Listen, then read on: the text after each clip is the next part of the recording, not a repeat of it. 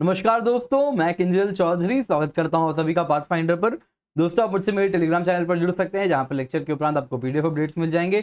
और साथ ही साथ ये मेरी अनअकैडमी प्रोफाइल है, जहां पर आप मुझसे जुड़ सकते हैं। तो मेरे द्वारा बनाई गई जितनी भी फ्री स्पेशल क्लासेज हैं, उनकी नोटिफिकेशन आपको वक्त के साथ मिलती रहेंगी।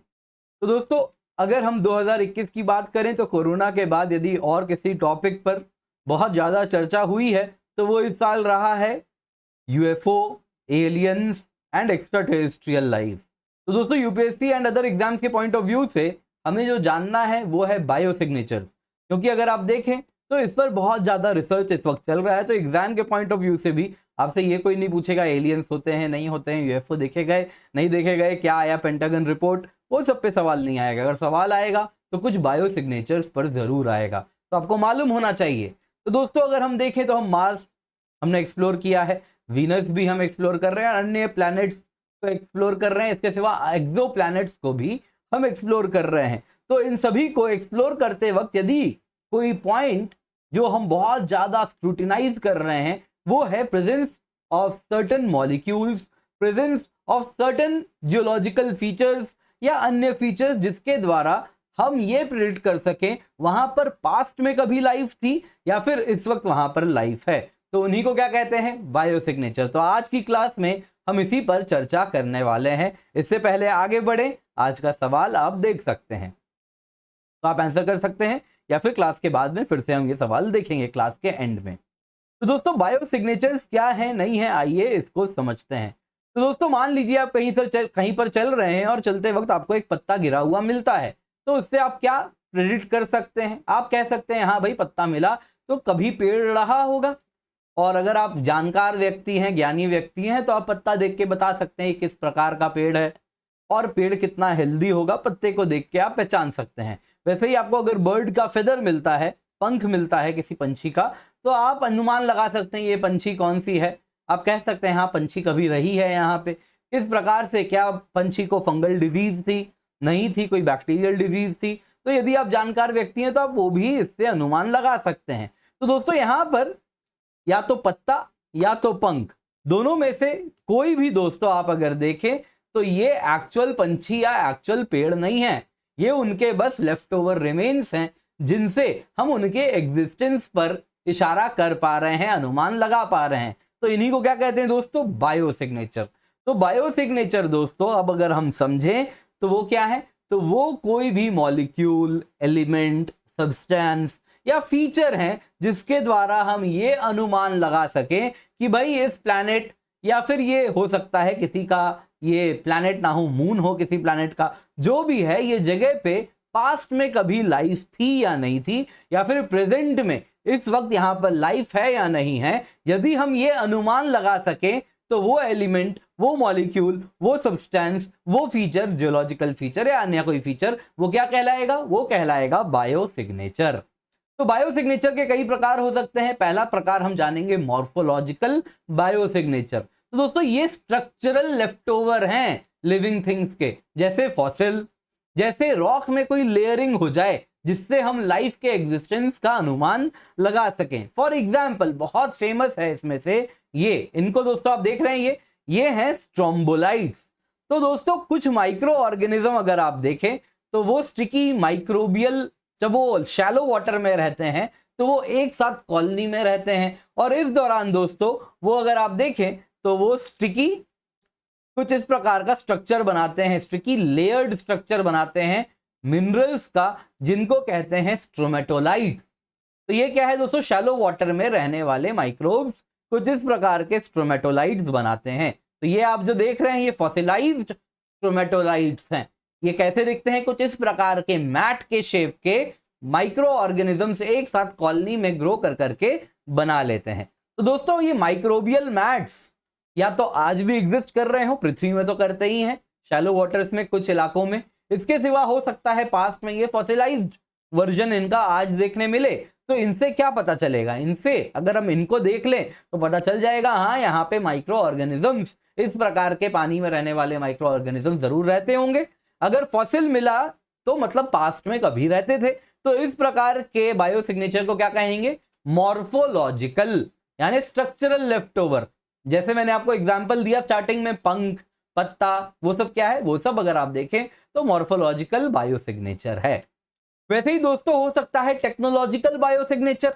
ये क्या हो गया, जैसे आपको मालूम है पृथ्वी से हम रेडियो वेव्स एमिट कर रहे हैं इस उम्मीद में कि कल को कोई एक्स्ट्रा टेरेस्ट्रियल लाइफ फॉर्म है, एलियन लाइफ फॉर्म है, इंटेलिजेंट लाइफ फॉर्म है, तो वो हमारे इस एमिटेड रेडियो वेव्स को डिटेक्ट कर ले और डिटेक्ट करके हमसे संपर्क करे।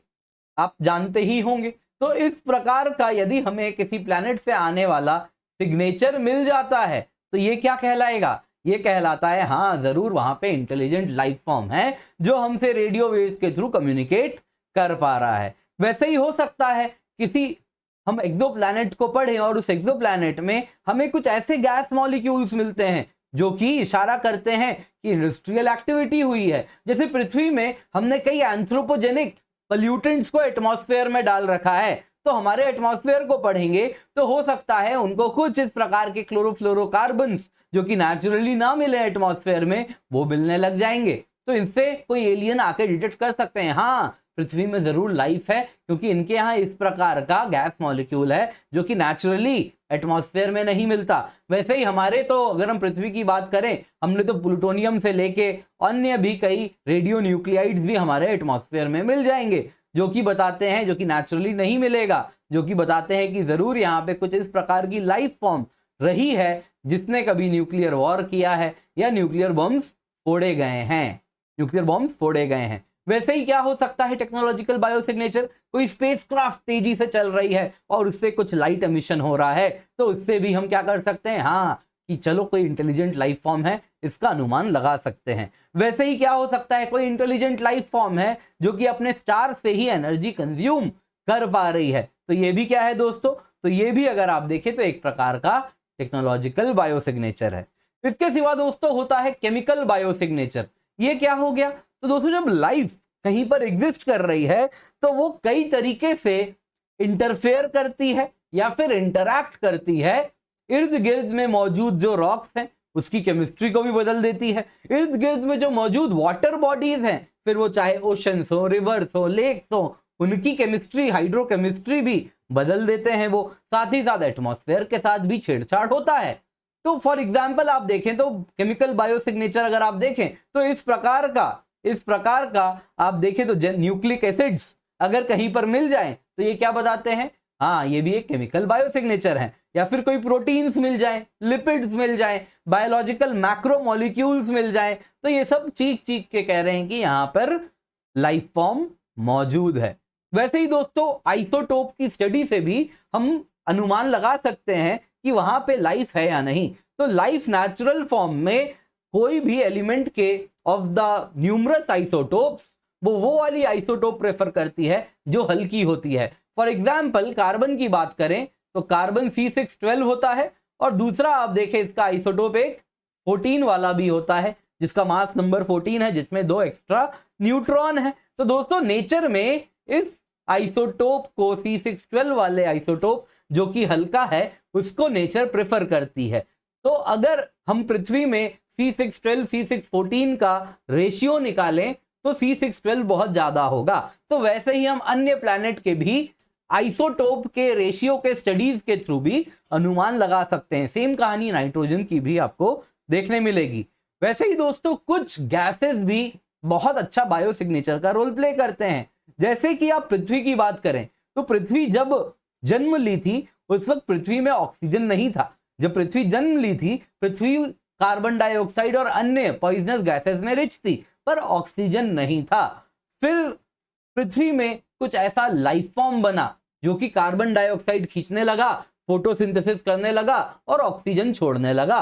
साइनोबैक्टीरिया थे वो, और ये धीरे धीरे पृथ्वी में ऑक्सीजन पंप करने लगे और फिर धीरे धीरे ऑक्सीजन की मात्रा बहुत ज्यादा हो गई टू द एक्सटेंट आज से करीब 2.5 बिलियन साल पहले एक ग्रेट ऑक्सीजनेशन इवेंट होता है जिसमें ऑक्सीजन की तादाद पृथ्वी में इतनी ज्यादा हो जाती है कि पृथ्वी में लाइफ खत्म हो जाती है। खत्म मतलब नेक्स्ट लगभग खत्म हो जाती है। कुछ ही स्पीशीज बर्दाश्त कर पाते हैं, एग्जिस्ट कर पाते हैं। इसको कहते हैं ग्रेट ऑक्सीजनेशन इवेंट। तो कभी इस पर भी चर्चा करेंगे क्या था ग्रेट ऑक्सीजनेशन इवेंट। कैसे हमारे बड़े बुजुर्ग कहते हैं ना, अच्छा चीज भी बहुत ज्यादा खाओ तो वो क्या है, वो भी नुकसानदायक होता है। One man's food is another man's poison, तो कुछ वैसी ही बात है। ऑक्सीजन भी बहुत ज्यादा हो गई तो पृथ्वी से लाइफ खत्म हो जाती है लगभग, बिकॉज ऑफ ऑक्सीजन। तो this was great oxygenation event. तो कहीं अगर हमें प्लैनेट में ऑक्सीजन मिलता है तो ये क्या बताता है, ये बताता है कि वहां पर कुछ हो सकता है इस प्रकार के साइनोबैक्टीरिया या फिर फोटोसिंथेसाइजिंग बैक्टीरिया या अन्य ऑर्गेनिजम्स मौजूद होंगे, जो कि बताती है कि लाइफ होगी। तो ये क्या है, ये एक प्रकार का एटमॉस्फेरिक बायोसिग्नेचर है। तो एटमॉस्फेरिक बायोसिग्नेचर कई प्रकार के हो सकते हैं, ये एक प्रकार के केमिकल बायोसिग्नेचर के ही प्रकार हैं। तो एटमॉस्फेयर में मौजूद केमिकल्स जो बायोसिग्नेचर का रोल प्ले करें वो क्या कहलाएंगे, एटमॉस्फेरिक बायोसिग्नेचर। तो कैसे हो सकते हैं, ये वैसे गैसेस हो सकते हैं जो कि लाइफ को सस्टेन करने के लिए बहुत एसेंशियल है, जैसे ऑक्सीजन, जैसे वाटर। वैसे ही क्या हो सकता है, मीथेन। मीथेन क्या करता है दोस्तों, तो ये जब ऑर्गेनिक मैटर डिके होता है तो उस दौरान एमिट होता है। तो अगर कहीं मीथेन मिल रहा है मतलब वहां पे शायद ऑर्गेनिक मैटर डिके हुआ है, तो इसलिए मीथेन भी क्या है, बहुत बढ़िया बायोसिग्नेचर माना जाता है। इसके सिवा लाइफ को सस्टेन करने के लिए वॉल्केनिक एक्टिविटी का बहुत बड़ा रोल होता है। तो इसीलिए अगर कहीं पर वॉल्केनिक एक्टिविटी के बाई प्रोडक्ट्स मिल रहे हैं, जैसे हाइड्रोजन सल्फाइड, जैसे सल्फर डाइऑक्साइड, जैसे कार्बन मोनोऑक्साइड, जैसे हाइड्रोजन गैस, तो ये सब बताते हैं कि वहां पर लाइफ एग्जिस्ट कर सकती है।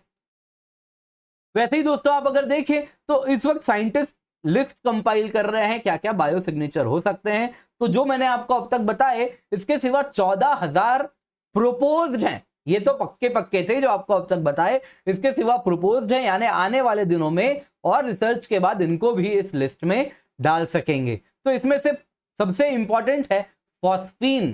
तो वीनस में फॉस्फीन मिला था। तो दोस्तों अगर हम वीनस की बात करें तो वहां पर फॉस्फीन है, और लेकिन पृथ्वी में कोई भी एबायोटिक एक्टिविटी के जरिए, यानी नॉन लिविंग बीइंग को बिना इन्वॉल्व किए, नेचर में नॉन लिविंग थिंग्स अपने आप पृथ्वी में तो फॉस्फीन नहीं प्रोड्यूस करते। तो वीनस में अभी उसी पर रिसर्च चल रही है। अगर वीनस में क्योंकि फॉस्फीन है, हमें पता चल चुका है, तो इसका मतलब है क्या, इसका मतलब है कि वहां पे कभी लाइफ एग्जिस्ट करी है, उसी का रिमेन है ये फॉस्फीन। या फिर कोई ऐसा एबायोटिक एक्टिविटी है जो पृथ्वी में नहीं होता है पर वीनस में हो पाता है, जिस वजह से फॉस्फीन प्रोड्यूस हो जाता है। तो उसमें से एक कैंडिडेट है, बहुत प्रबल दावेदार है इस बायोसिग्नेचर की लिस्ट में ऐड होने के लिए, वो क्या है, फॉस्फीन है। दूसरा है दोस्तों आइसोप्रीन। आइसोप्रीन अगर हम देखें तो जैसे आज के वक्त में ऑर्गेनिक चीजें डिके होने पे मिथेन प्रोड्यूस करती हैं, वैसे ही एक सेकेंडरी मेटाबोलाइट है जिसमें लाइफ फॉर्म कुछ आइसोप्रीन भी रिलीज करती है। तो आइसोप्रीन भी अगर हम देखें तो ये भी एक बायोसिग्नेचर हो सकता है। तो दोस्तों जो भी है, इस साल के अंत तक ये बायोसिग्नेचर एक बहुत बड़ा थीम बनकर उभर जाएगा, और इसके पीछे कारण है अक्टूबर नवंबर 2021 में जेम्स वेब स्पेस टेलीस्कोप का लॉन्च होना है। और इसमें कुछ हमने इस प्रकार के बायोसिग्नेचर्स को डिटेक्ट करने के लिए इसमें स्पेक्ट्रोग्राफ लगाए हैं, कोरोनाग्राफ लगाए हैं, जिनके माध्यम से हमारी ability and capability to study biosignatures will increase multifold, यानी कई गुना इंक्रीज कर जाएगी, इंप्रूव हो जाएगी। हम बहुत ज्यादा सेंसिटिविटी के साथ इन सारे बायोसिग्नेचर्स को डिटेक्ट कर पाएंगे। तो इस वजह से हम आने वाले दिनों में स्मॉल रॉकी प्लैनेट्स के केमिकल कंपोजिशन को बहुत अच्छे से पढ़ सकेंगे, और आने वाले दिनों में एक्स्ट्रा टेरेस्ट्रियल लाइफ की जो ये हमारी खोज है, इसके तरफ हम और आने वाले बड़े स्टेप्स लेने शुरू कर देंगे। तो दोस्तों चलिए लेक्चर खत्म करने के पहले आज का कुछ क्वेश्चन देख लें। तो क्वेश्चन था एक्स्ट्रा टेरेस्ट्रियल लाइफ के कंटेक्स्ट में आप क्या इसमें से स्टेटमेंट ट्रू है। नंबर 1, बायोसिग्नेचर का प्रेजेंस किसी प्लैनेट में यह शो करता है कि लाइफ पास्ट में एग्जिस्ट की है, बस आज करती है ये नहीं बताता, लेकिन बायोसिग्नेचर ये बताता है कि पास्ट में ही लाइफ एग्जिस्ट करती थी। क्या ये स्टेटमेंट ट्रू है? स्टेटमेंट 2 है रेडियो वेव्स एमिशन एक प्रकार के बायोसिग्नेचर हैं। तो आप आंसर कीजिए, पॉज कर सकते हैं, कमेंट में आंसर डालिए। तो दोस्तों आंसर अगर हम देखें तो आंसर इज B2 ओनली। तो बायोसिग्नेचर किसी भी प्लैनेट के एटमॉस्फेयर में अगर मिले तो ये दोनों चीजें बता सकते हैं, या तो हो सकता है पास्ट में लाइफ एग्जिस्ट करती हो या फिर टुडे एग्जिस्ट करती हो। तो स्टेटमेंट 1 गलत है। बाकी ये रेडियो वेव एमिशन क्या है, एक प्रकार का टेक्नोलॉजिकल बायोसिग्नेचर है। तो स्टेटमेंट 2 इज ट्रू। दोस्तों जब भी अनअकैडमी आए यूज द कोड KC10, क्योंकि जब आप इस कोड का इस्तेमाल करेंगे तो आपको सिर्फ 10% ऑफ नहीं मिलेगा, आपको बेस्ट मेंटरशिप मिलेगी, डायरेक्ट हैंड होल्डिंग मिलेगी, बेस्ट नोट्स मिलेंगे और जो गाइडेंस है वो सारे subjects of GS, SA, geography optional को कवर करेगी। दोस्तों वीडियो पसंद आई हो तो लाइक करें, अपने दोस्तों के साथ शेयर करें एंड पाथफाइंडर चैनल को सब्सक्राइब जरूर करें। अनअकैडमी में दोस्तों ये मेरी लिंक है जहां पर आप आके मुझे जरूर फॉलो करें। तो मेरे द्वारा बनाई गई जो स्पेशल क्लासेस हैं वो सब आपको मिल जाएंगी। बहुत सारी रिकॉर्डेड स्पेशल क्लासेस हैं जिसमें क्लाइमेटोलॉजी, एनवायरमेंट कवर किया है। अपकमिंग लाइव क्लास की लिस्ट है, तो आप जरूर यहाँ पर फॉलो करें। अनअकैडमी समिट होने वाला है दोस्तों 15 अगस्त को सुबह 10 बजे। इसका हिस्सा बने। यूपीएससी कॉम्बैट है, 4 करोड़ की प्राइजेस हैं, इसका हिस्सा बने। एंड दोस्तों फाइनली आपको बता देता हूँ प्राइस हाइक होने वाला है, लेकिन उसके पहले 18 अगस्त तक आप देख सकते हैं आपको बहुत सारा बेनिफिट मिल रहा है, डिस्काउंट मिल रहा है। एक साल का जीएस ऑप्शनल सब्सक्रिप्शन दोस्तों बस 49,679 रुपीज में मिल रहा है, और जिसमें आपको जीएस टेस्ट सीरीज मिल रहा है। जीएस टेस्ट सीरीज दोस्तों अगर आप देखें तो इसमें 80 टेस्ट हैं, 50 प्रीलिम्स के, 30 मेंस के। इसके सिवा दोस्तों आपको ऑप्शनल टेस्ट सीरीज मिल रहा है जिसमें आप देखें तो 21 टेस्ट है, 16 सेक्शनल, 5 फुल लेंथ। इसके सिवा दोस्तों ऑप्शनल बैचेस स्टार्ट हो रहे हैं, मल्टीपल सब्जेक्ट्स में आप देख सकते हैं अलग अलग बैचेस स्टार्ट हो रहे हैं।